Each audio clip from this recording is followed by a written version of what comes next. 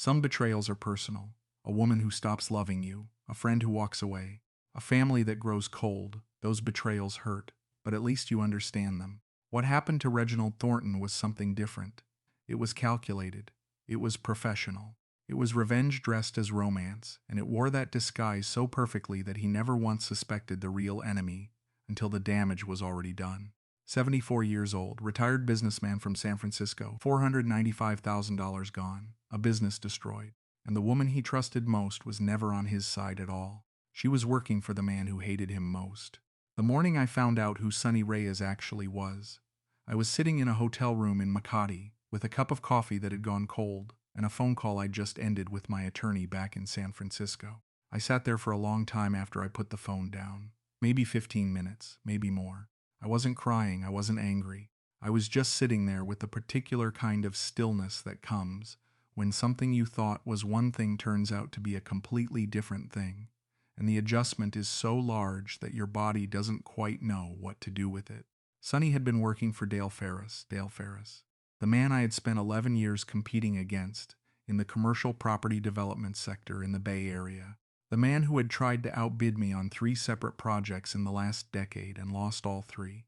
The man who had, at a real estate conference in Las Vegas 3 years earlier, looked me directly in the eye over a cocktail reception handshake and said, with a smile that didn't reach anything behind it, that he was looking forward to the next round. I had laughed at that. I had thought it was just business talk.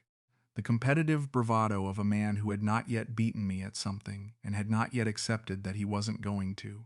I was wrong about that. I was wrong about a lot of things in the 2 years before that hotel room in Makati, but that was the first and most foundational wrong thing, and everything that followed was built on top of it. Let me tell you how this started, because understanding how it started is the only way any of it makes sense. I had retired from active commercial property development 18 months before the Philippines trip. Not a forced retirement, a chosen one, at 72, after a career that had taken me from a small brokerage job in the late 1970s to owning and operating a mid-sized development firm in San Francisco that had, over 4 decades, built or renovated 43 commercial properties in the Bay Area and the Central Valley. I was proud of that record. I had built it from nothing, from a kid from Fresno who had worked his way through a real estate license course at night school while delivering mail during the days, and the pride I felt in it was the honest kind, not boastful, just true. What I had not figured out in the planning phase of my retirement was what I was going to do next. This is, I have since learned, a common failure mode for men who built their identities entirely inside their work. I had 2 adult daughters, Linda in Seattle, Patricia in Phoenix, who were both settled and capable, and who did not need anything from me in any urgent material sense. I had a comfortable home in Pacific Heights. I had the proceeds from the partial sale of my development firm to a younger partner who was buying me out over 5 years. And I had, for the first time in 40 years, nothing on my schedule that needed my attention. The restlessness that produced was not gentle. It was the kind of restlessness that makes a man look at everything around him and find it slightly wrong. Not bad, not miserable, just slightly off in a way he can't articulate, because the wrongness is in him rather than in the surroundings. My friend Corbin Wallace, who had retired 3 years before me from a construction company he'd sold in Oakland, had spent 6 months in Southeast Asia after his retirement and came back looking 10 years younger and 5 speeds slower, which in Corbin's case was exactly right. He had been to Thailand, Vietnam, and the Philippines, and he talked about the Philippines specifically with a warmth I hadn't heard in his voice since before his wife passed. He said, "Reggie, you need to go somewhere that doesn't know what you used to be. Somewhere that sees you as a person instead of a resume." I told him that was a romantic notion. He said, "Go anyway." I went in September. Told myself it was a scouting trip. I was considering whether there was a business angle for me in Philippine real estate development, which was a real consideration, but also, I see now, a cover story I was telling myself to make the trip feel purposeful rather than escapist. I spent time in Manila and Cebu in the areas around Clark. I was genuinely interested in what I was seeing. The property market had a different energy from the Bay Area, younger, faster, less constrained by the accumulated regulatory weight of a mature market. There were opportunities I could read, even with my unfamiliar eye. It was through a Manila-based real estate network event, organized by a Canadian expat businessman I had been introduced to through Corbin's contacts, that I met Sunny Reyes. She was described at that event as a business consultant who specialized in helping foreign investors navigate the Philippine commercial property base. She was 44 years old. She had an MBA from a Philippine university and had worked, she said, for 2 international consulting firms before going independent 6 years earlier. She had the clean, organized, professional manner of someone who had been in serious business long enough to know what serious business looks like and to replicate it without effort. She approached me, not the other way around. This detail I have replayed many times since that hotel room in Makati. She came to me at that network event with a glass of water and a direct question about what had brought me to the Philippines. I told her about the development background. She asked specific questions about commercial property categories, retail, mixed use, logistics, that told me she knew what she was talking about. By the end of the event, we had exchanged cards and agreed to meet for a working lunch the following week. I want to be clear about what I thought the relationship was in the beginning, because the story is not a simple love story or a simple romance story. The relationship began as business. Sunny presented herself as a consultant who could help me evaluate opportunities in the Philippine market, and that is the role I engaged her in, and the $495,000 that I eventually lost was framed, at least initially, as investment capital rather than anything personal. The personal dimension entered later, gradually, not in a dramatic way, but in the quiet way that these things happen between 2 people who are spending significant professional time together and who find the professional time genuinely engaging. By the 3rd month of working together, we were having dinner after our working sessions, rather than ending the day at the office. By the 5th month, the dinners were not always preceded by working sessions. By the 8th month, I had stopped being careful about what the relationship was, because the relationship had become something I valued for its own sake, and the professional context had become, in my mind, secondary to that. That shift in my thinking, from business partner to something more, was the thing that Sunny or whoever was directing her was waiting for. I understand that now. At the time I experienced it as natural development, as the unplanned but organic growth of connection between 2 people who were spending a great deal of time together and finding that time worthwhile.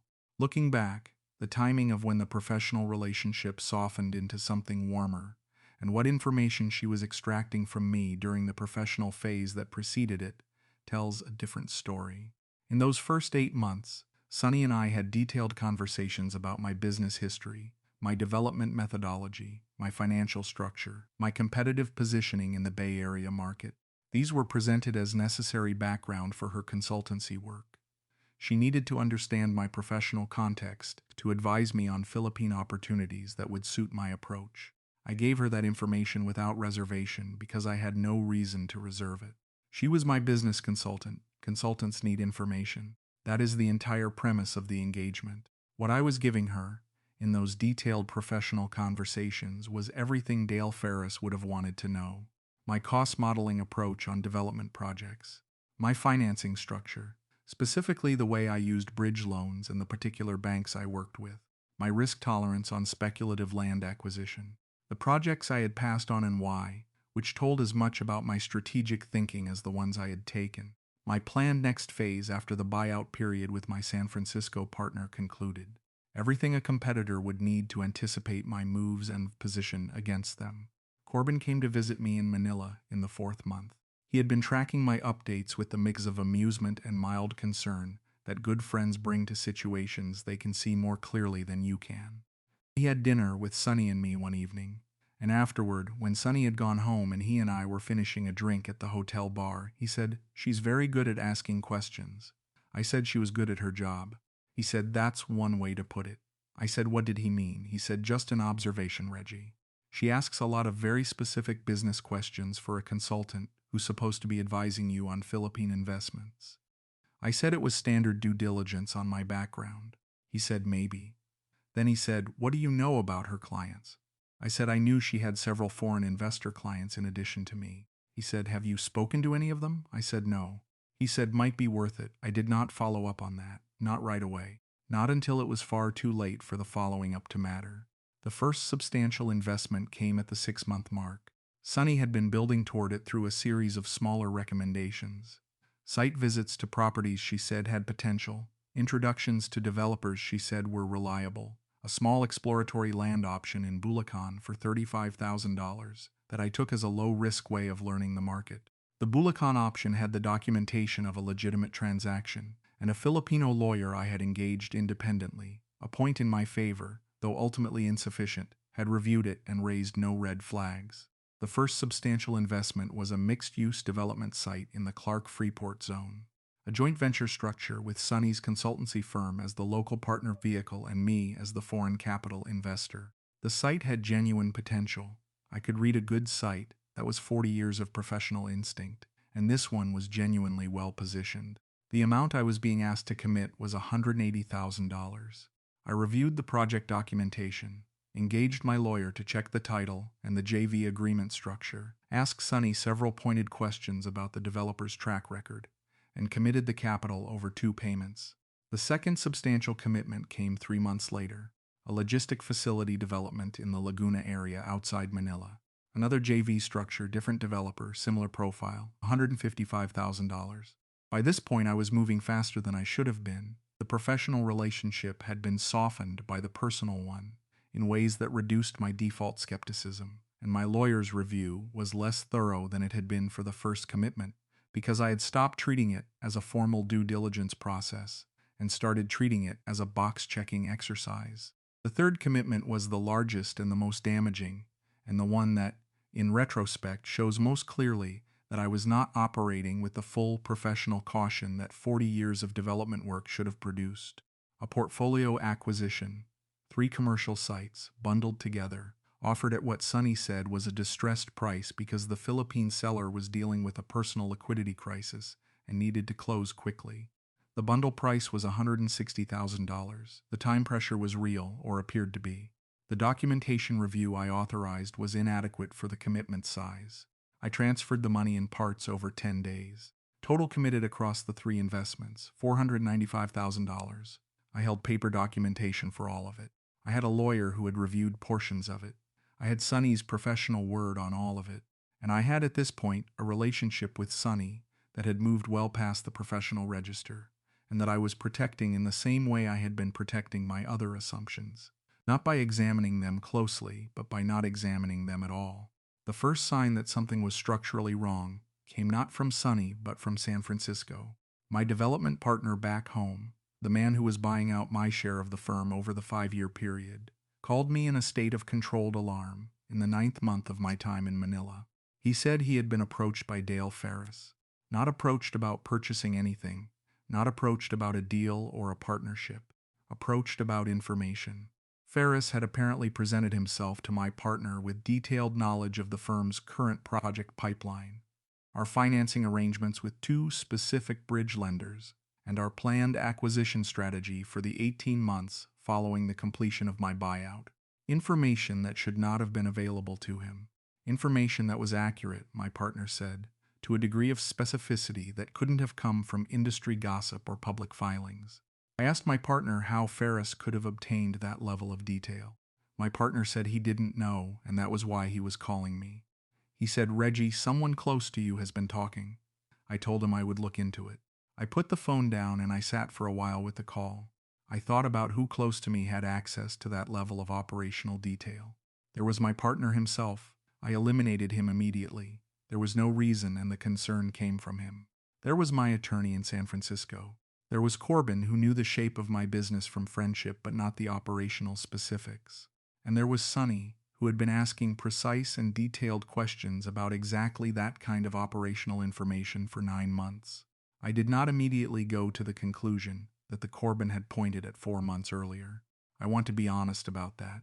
What I did instead was decide that the source was probably a leak from inside the firm itself, perhaps an employee who had been approached, and that the situation was concerning but probably explainable without implicating the person I had decided, over 9 months, to trust. That decision was wrong. The next piece arrived 3 weeks later. My partner called again. Ferris had made a competing bid on a site in the East Bay that my firm had been quietly pursuing for 6 months. Not a site that was publicly listed.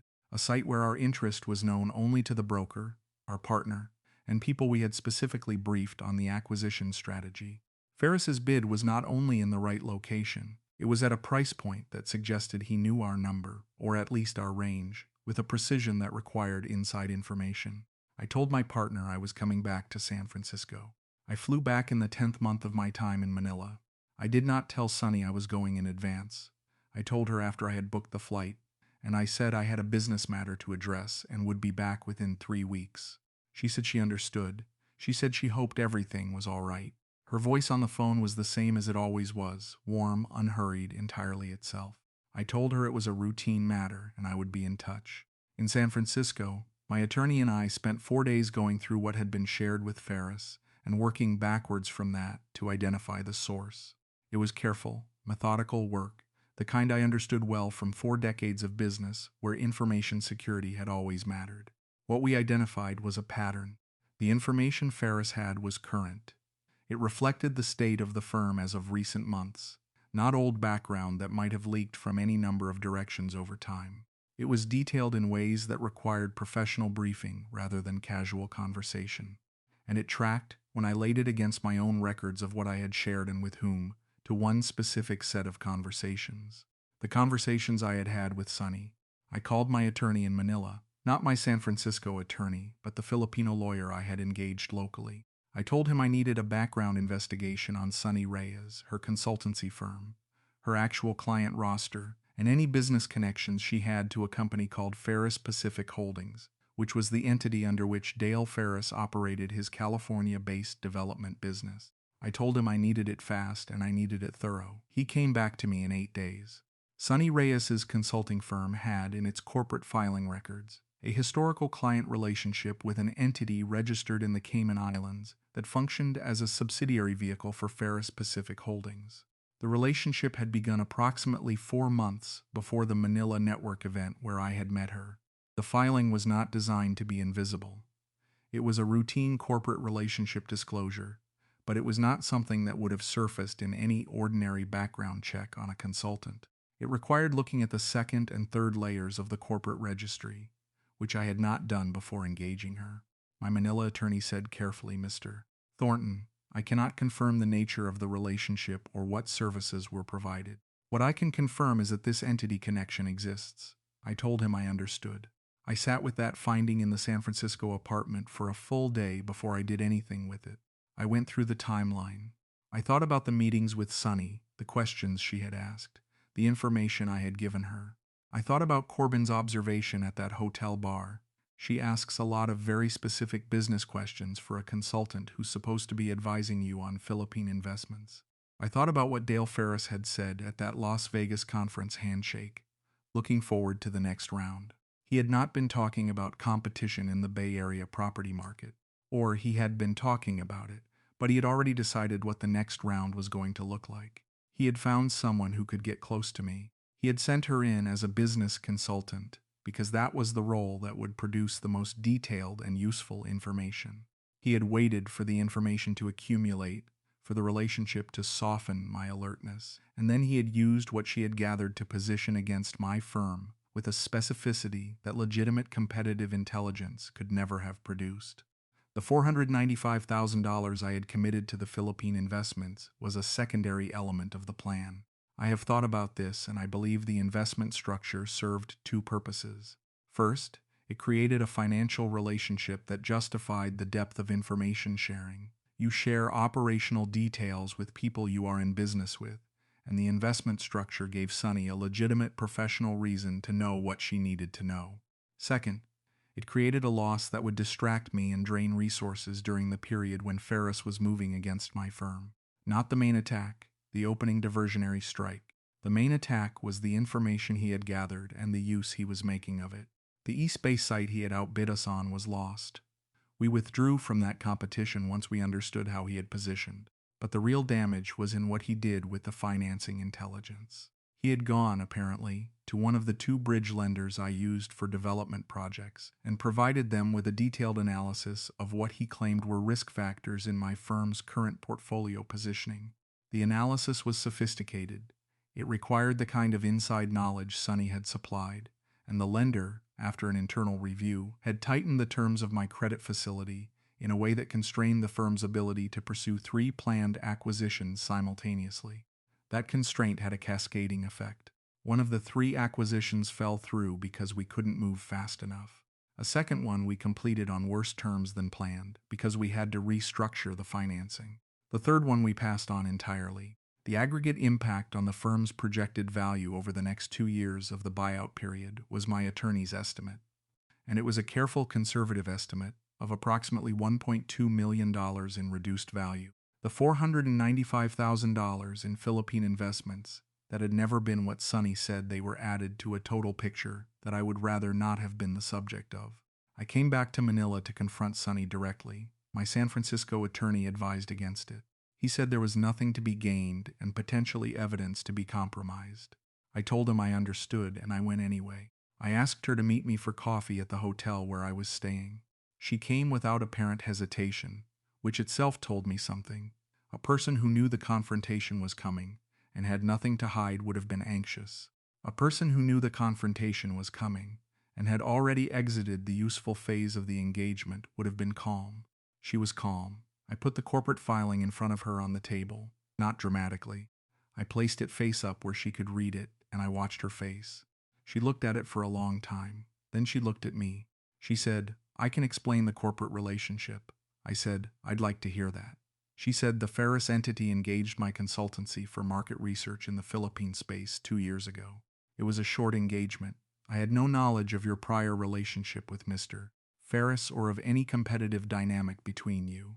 I said, "That engagement had started 4 months before you met me at the network event." She said, "That's correct. The timing is what it is." I said, "Sunny, tell me something true." She looked at the table for a moment. Then she said, "The investments are real. The documentation is real. Whatever else happened, those investments are legitimate and the capital is traceable." I said, "I've already had someone pull the transaction trail on all 3. My Manila attorney has been working on it for 2 weeks." Her face shifted. Not dramatically, just a small tightening around the eyes that told me the specific claim she had just made was the one she hadn't expected me to have already investigated. I said, "The Clark site is real. The title is legitimate and the JV structure holds. The Laguna site has some title complications my attorney is working through. The portfolio acquisition is the problem. 2 of the 3 sites in that bundle have encumbrances that weren't disclosed and that effectively void the acquisition terms I agreed to." She said, "Those encumbrances may have been unknown to the seller." I said, "They weren't unknown to anyone who did a proper title search before the sale, which is what I paid for and apparently didn't receive." She was quiet. I said, "Did Ferris direct you to meet me?" She looked at me for a long time. Then she said, "I'm not going to answer that question, not denying it, not confirming it, just declining to answer, which was itself an answer of a kind, or close enough to one." I said, "I'm going to pursue the title issues through legal channels. My San Francisco attorney is handling the competitive intelligence claim. I'm not going to ask you for anything today. I just wanted to sit across from you and have an honest conversation, which I realize now we haven't had in 10 months, she said. Some of it was honest. I looked at her when she said that, and I found to my own surprise that I believed her, not in a way that changed anything, not in a way that reduced the damage or reversed any decision, but in the specific, limited way that sometimes a person who has been used tells you a thing that is true because the truth is less costly than the lie, and because there is something in them that does not want to be entirely dishonest in the final accounting. Some of it was honest, maybe the professional conversations, maybe in whatever complicated way a person can hold 2 things simultaneously, some of the dinners. I stood up and shook her hand. She looked surprised by that. I said, "Goodbye, Sunny." She said, "I'm sorry, Reginald." I said I believed her about that too, and I walked out. My daughter Linda called while I was in the car back to the hotel. She had been aware, in a general way, that I was dealing with a business problem in Manila and a related business problem back home, and she had been carefully not pressing for details because Linda has always understood when her father needs to work through something before he can talk about it. She asked how I was doing. I said I was coming home. She said, "Good." I said, "I mean for good. I'm coming home." She was quiet for a moment, and then she said, "Dad, are you okay?" I said I was working on it. She said, "Come to Seattle first. Don't go back to the empty apartment in the city. Come to us first." I said I would. I spent 2 weeks in Seattle with Linda and her husband and my 2 grandsons before I went back to Pacific Heights. Those 2 weeks were the most useful 2 weeks of the entire period, not because anything specific was resolved, but because being in a house that was full of people who loved me without agenda, where nobody was asking about financial projections or development timelines or Bay Area competitive positioning, reset something in me that had been running on stress hormones for months. Patricia called from Phoenix during that Seattle stay. She had heard more from Linda than Linda probably intended to share. She said, "Dad, I want to ask you something and I want you to answer honestly." I said, "All right." She said, "Did you fall for her?" I sat with that for a moment. Then I said I trusted her, and the trust had feelings in it that I didn't entirely account for. Patricia said, "That's a careful answer." I said, "It's an honest one." She said, "I'm not judging you. I just want to know if you're grieving something personal on top of the business stuff." I said, "Probably yes." She said, "Good. That's important to know." The legal situation took most of the following year to work through. On the Philippine side, my Manila attorney was able to establish that the Clark Freeport site was a legitimate investment and that the JV structure was enforceable. That piece of the portfolio survived, though at reduced projected value because the partnership arrangements had been disrupted by the investigation. The Laguna facility faced title complications that required 8 months of proceedings to partially resolve. We retained a portion of the investment value there, but not all of it. The portfolio acquisition, the most damaging of the three, was almost entirely a loss. 2 of the 3 sites were encumbered in ways that invalidated the purchase on the terms I had agreed to, and the seller, a local entity that my Manila attorney described as having layers specifically designed to frustrate recovery, could not be effectively pursued. On the San Francisco side, my attorney built the competitive intelligence case as carefully as the available evidence allowed. The corporate filing connecting Sunny's consultancy to a Ferris vehicle was real but ambiguous as a legal instrument. It established a prior relationship, but did not on its face establish that I had been targeted or that the information flow had been directed. Dale Ferris, when contacted by my attorney, expressed professional puzzlement and offered to discuss the matter cooperatively, which my attorney said was the response of a man who had been careful about what he put in writing and was confident about his exposure.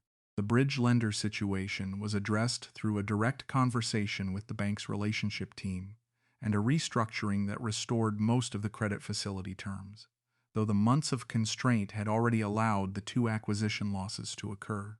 Net damage, as my accountant assessed it at the end of the first full year.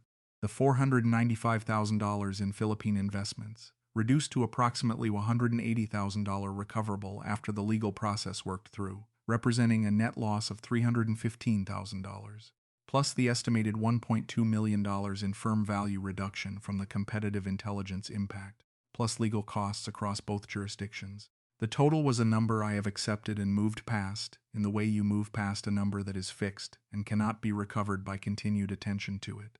Dale Ferris. I want to say something honest about him before I close this account. I have spent time thinking about what motivated the level of effort his plan required. Not the money. The damage he did to me cost him significant resources to orchestrate, and the benefit he derived was real but not proportionate to that cost in any straightforward business calculus. What it was about was something else. Something that happens between competitive men who have been competing for a long time, and who have, on one side of the equation, accumulated a weight of losses that has become personal rather than professional. He had tried to beat me 3 times on Bay Area projects and had not beaten me. The Las Vegas handshake was not bravado, it was promise, and he had kept that promise in a way I have to acknowledge, even now, required a degree of commitment that goes beyond ordinary business competition into something darker and more personal. I understand it, I don't admire it, but I understand it. Corbin came to Pacific Heights about 3 months after I returned from Seattle. We had dinner at a place in the financial district that we'd been going to for 15 years, a restaurant where the food is reliable, and the booths are private enough for honest conversation. Halfway through the meal, he said, "I told you she asked too many questions." I said I knew. He said, "Not in I told you so way. I just want to know what you heard when I said it and why you left it there." I thought about that carefully. Then I said, "I heard it as a professional observation about a business relationship that I had already decided was also a personal one. And once I had decided it was personal, the professional concerns felt less urgent." Corbin said, "Because questioning the professional thing meant questioning the personal thing." I said, "Yes." He said, "That's the one they count on." I said, "I knew that now." He said, "Good. What are you going to do with it?" I said I was going to go back to work. not full retirement, the partial work of a man who understands that the thing that keeps him sane is having something real to build. There were opportunities in the Philippine market that were genuine and available to someone with my background and experience. And the experience of the past 18 months had not changed my assessment of the market. It had changed my assessment of how to operate in it, which was different. He asked if I was going back to Manila. I said eventually yes. He said, for business. I said for business, and for the fact that I had started to understand something about the quality of life possible in that part of the world that I was not willing to give up just because someone had turned my access to it into an operational vehicle. Linda asked me, in one of our weekly calls after I returned from Seattle, whether I thought Sunny had felt anything real during the 10 months we had worked together. I said I had asked myself that question many times and had arrived at an answer I was cautious about. She said, what was the answer? I said I thought the professional relationship was entirely instrumental from the beginning. I thought the personal dimension that developed around it may have been something she did not fully control or anticipate. The way people who spend 10 months in close professional contact with someone do not always entirely control what develops in the margins of that contact. I said I thought when she told me some of it was honest, she was telling me a specific true thing, that the part which was honest was the part she hadn't planned for. Linda said, does knowing that help? I said it changed the shape of what I was carrying without reducing the weight of it. She said, that might be enough. I said I was finding out. I am 74 years old.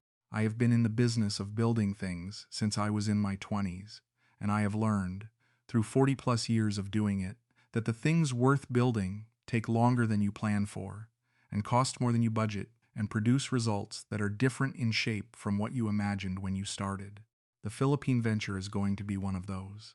I am re-entering it with better structures, better verification processes, and a cleaner understanding of the difference between a professional relationship and a personal one, and the specific danger of allowing the two to blur in an environment where you are operating without the professional networks and intuitions that you spent a career building in a different place. I know something now that I did not know before Sunny Reyes. I know that competition can be patient in ways that business competition ordinarily is not. I know that information is a weapon that works best when its target doesn't know it's been taken. I know that the warmth of a working relationship is not evidence of its integrity. And I know that a man's professional instincts, which he has spent decades trusting, can be selectively suspended by the specific combination of a new environment, a new relationship, and a desire to believe that the new chapter he is writing is going to be different from the ones before. The new chapter is still being written. I have not abandoned it. But I am writing it more carefully, with better structures and independent verification at every significant decision point, and a much shorter path between an unresolved question and the person I call to help me answer it.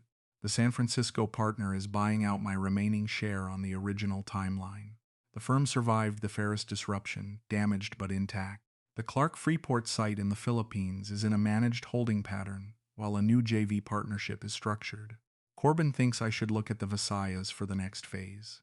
He says the market there is what Manila was 15 years ago, and that a man with my eye for a site would see it immediately. He's probably right. He was right before, about all the important things, even when I wasn't ready to hear them. I'll go look. This time I'll go look the right way. There is a version of this story where I talk about Dale Ferris with more anger than I have shown. And I want to address that directly because the absence of it might seem like denial rather than what it actually is. I was angry. I was very angry for a period of several months. Not the hot kind of anger that produces rash decisions, but the cold kind that sits in you and colors everything around it. The specific quality of what Ferris did, not competing against me, which was legitimate, but using a person as an instrument, constructing a relationship between Sunny and me deliberately, and for the purpose of extracting information I would never have willingly given a competitor. That is not something I found easy to process in the register of normal business competition. It crossed a line that normal competition does not cross. But anger at Ferris sustained over time would have been anger at a man I can't reach, directed at a situation I can't change, consuming energy I need for things I can actually affect. So I processed it over several months and I set it down. Not because I forgave him in any ceremonial sense, because carrying it forward is a cost I declined to pay him. My attorney has made clear that the legal exposure from the competitive intelligence issue is real but difficult to prosecute with the evidence currently available. There is an ongoing investigation by a business practices attorney we have engaged to look at the full pattern of Ferris's conduct. Whether it produces actionable legal claims is uncertain. I have authorized the work, and I am not building my daily functioning around what it finds. Sunny I think about differently, not with anger. What I feel when I think about her is more complicated than anger, and less comfortable than indifference. There was a 10-month period of my life in which I spent significant time with another person in a way that had genuine meaning in some of its dimensions. And the fact that those dimensions existed within a framework of instrumentality does not entirely erase them. This is not the most logically satisfying position to hold. It is the honest one. She called me once, about 2 months after the hotel meeting, I answered. She said, I didn't want to leave things the way they were. I said, how do you want to leave them? She said, I want to know if you're okay. I said I was working on it. She said the investments, the Clark site specifically. I made sure that one was clean. From the beginning, I made sure. I said, why that one? She didn't answer right away. Then she said, because I thought you might actually build something good there. I said, I still might. She said, I hope you do. And that was the last time we spoke. I have thought about what she meant by making sure the Clark site was clean. Whether it was a professional cover, making sure at least one investment was legitimate to create plausible deniability about the others. Whether it was something else, some compartmentalized version of genuine care for a person she was simultaneously helping to harm. I don't know. The ambiguity of it is something I have accepted alongside everything else that doesn't resolve cleanly. My San Francisco attorney, when I told him about the phone call, said I shouldn't have taken it. He said it was potentially evidence relevant to our cases and that I had handled a witness contact improperly. I told him I understood. He looked at me for a moment and then said, was it useful to you? I said yes in a way that wasn't going to be useful to the legal process, but that was useful to me personally. He said, okay, that was the end of it. Patricia visited Pacific Heights in the spring, bringing her 2 teenagers, who are at the age where they're more interested in their phones than their grandfather, but who are also, underneath that layer, genuinely curious about the world in a way that shows up in unexpected moments. Her son, my grandson Marcus, who is 16 and wants to study international business, asked me over dinner one evening what the most important thing I had learned from my business career was. A teenager asking an old man the big question. I gave it some thought and then I said, the most important thing you can own is information. And the most dangerous thing that can happen is when someone else knows which information matters to you before you've had a chance to protect it. He thought about that. Then he said, how do you protect it? I said, you build structures, independent verification. You don't rely on any single source, no matter how credible that source appears. And you maintain the professional skepticism you've built your whole life, even in situations that feel personal. Because the personal feeling is sometimes exactly what someone is creating to suspend the skepticism. He said, like a spy move. I said, exactly like a spy move. And you don't get to see the spy movie until it's over, which is the problem. He laughed at that. Linda looked at me across the table, with an expression I recognized. The expression of a daughter watching her father be okay and being relieved about it. Corbin and I have been in contact with a development firm in Iloilo, a smaller market than Manila, less competitive pressure, a regulatory environment that my Manila attorney describes as more tractable for foreign-involved commercial development. I have been doing the preliminary research over the past few months with a different process than I used before. Everything goes through 2 independent verification steps before I take a meeting. My Manila attorney is engaged from the first contact rather than brought in after I have already formed a view. No decisions are made based on a single professional relationship's recommendation, regardless of how credible that relationship appears. It is slower, it is more expensive in terms of process cost. It is also the right way to operate in an environment where I am not carrying the 30 years of network and reputation that made me effective in the Bay Area, and where the institutional knowledge that would have caught what happened with Sunny is not automatically available to me. I am building it, slowly and in the right order this time. 74 years old, San Francisco and eventually again the Philippines. Down $495,000 in committed capital, partially recovered, partially gone. Down a significant portion of firm value from the competitive intelligence damage, largely absorbed and moved past. Up something that is harder to quantify but that I am counting anyway.